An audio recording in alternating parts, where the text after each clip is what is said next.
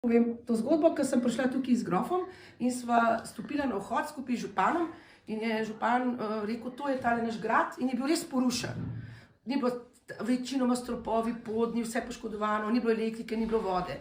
In mi pa stopila tukaj noter, jaz tako noter stopam in sem rekla, grof, to bomo vzela. Joj, pa veš, kakšen je, ti ne vidiš, kakšen je to, seka grof, tukaj so angeli, jaz jih vidim.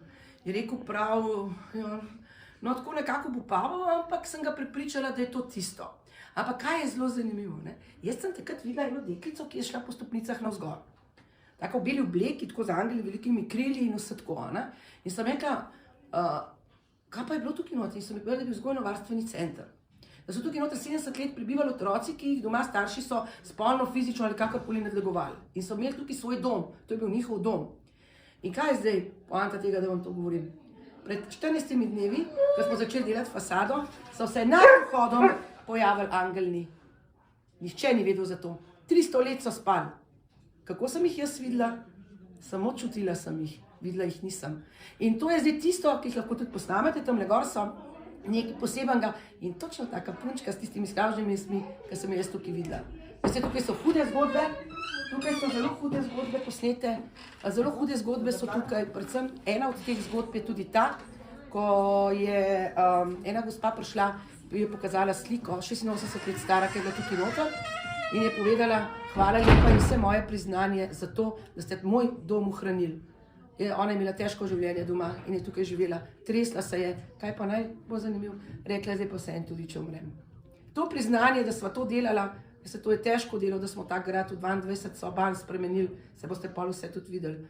To je tisto, za kar je vredno živeti. Nisem zdrava, da bi rekla, da sem najbolj zdrava na tem svetu, nisem. En kup bolezni imam, ampak to so te, veste, kjer je bolezni? Tiste, ki te vsak dan spomnejo, da je vredno živeti. Živeti je vredno. Zdaj, če se zjutraj zbudiš, pa te glava boli, sploh ne pomisliš, ker te ne more, ker danes bo dogodek, popoldne imamo še en dogodek, pa imamo cel teden dogodek. Ne moraš biti bolan. Ne moraš, ne? In ti praktično svoje telo prepričaš, ali dušo, ali kakorkoli. Saj veste, kaj zdaj delajo ljudje. Imajo dušo, noter skrito. Poglejte jih, koliko so lepi. Laufajo, namazani, kratke hlačke, zrihtani, laufajo po celi Sloveniji. Na koncu pa umrejo od žalosti. Za vse so nedeli, samo za dušo so pozabili poskrbeti. Duša je pa tista, ki vas vsak dan spomne, ko se zjutraj zbudite. Tukaj sem. Vi boste pa naredili, kaj boste hotela. Ponavadi rečete, ker bo tam noter, pa začnete. A imam novo torbico, nimam, kaj mi bo šef rekel, kaj bo rekel, kaj bo tam. Ne, ta je ta prva, ki jo imate tle noter. In to jo imam jaz. In jaz se te prve, to me še on spomne velikrat, a ne? Ampak pomembno je, da ne pozabimo na dušo. Ko boste šli v našo lekarno, boste videli, mi imamo za dušo lekarno.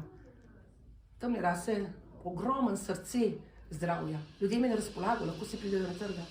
Pa boš raje v lekarno kupiti zdravilo.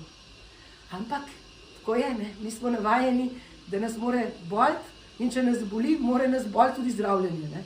Ampak tako je življenje. Najboljše pa je, da smo si zdravi.